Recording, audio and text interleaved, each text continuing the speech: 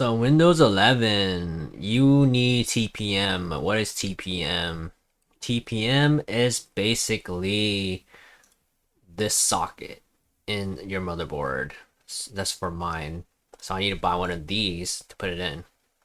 After that, you go in BIOS and enable it, and you should be able to run Windows. But you can also check if you have it enabled with why not Win 11 with a checker. So I don't have TPM enabled, and I don't have a disk partition or the boot method, so I can't use it. So TPM missing disabled. So I'll link this website down below because they don't have the compatibility yet available on the website.